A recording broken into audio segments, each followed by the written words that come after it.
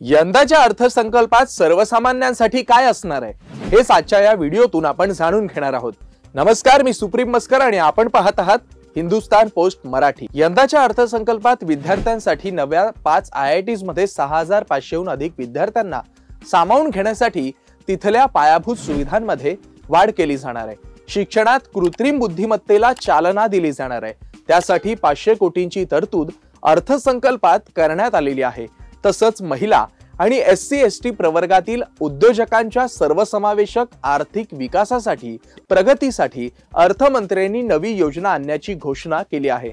त्यानुसार या प्रवर्गातील प्रथम कर्जदार उद्योजकांना 2 कोटी रुपयांपर्यंत कर्ज देण्याची घोषणा सीतारामन यांनी केलेली आहे। दरम्यान ज्येष्ठ नागरिकांसाठी TDS मर्यादा दुप्पट करून 1 लाख रुपये करण्यात आली आहे, तर घर भाड्यापासून मिळणाऱ्या उत्पन्नासाठीची TDS मर्यादाही वाढवण्यात आली आहे। आधीच्या 2.40 लाखावरून वाढवून ही मर्यादा 6 लाखापर्यंत करण्यात आली आहे। त्याचबरोबर किसान क्रेडिट कर्ज योजनेची मर्यादा 3 लाखावरून 5 लाख रुपये केली आहे।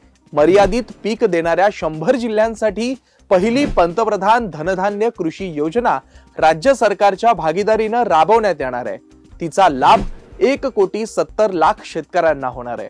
दरम्यान सूक्ष्म आणि लघु उद्योगांसाठी कर्ज हमी कवच 5 कोटींवरून 10 कोटी रुपये करण्यात येणार आहे।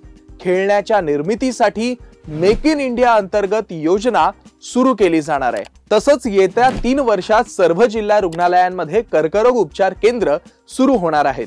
त्याचबरोबर पंतप्रधान जन आरोग्य योजनेत तात्पुरती नोकरी करणाऱ्या कामगारांनाही सामावून घेण्यात येणार आहे। त्याचा लाभ सुमारे 1 कोटी कामगारांना होईल। त्याचबरोबर 2.5 कोटींची गुंतवणूक व 10 कोटींच्या आत उलाढाल असलेल्या उद्योगाला सूक्ष्म, 25 कोटींची गुंतवणूक व 100 कोटींपर्यंत उलाढाल असलेल्या कंपनीला लघु व 125 कोटींची गुंतवणूक व 500 कोटींची उलाढाल असलेल्या कंपनीला मध्यम उद्योगाचा दर्जा मिळणार आहे।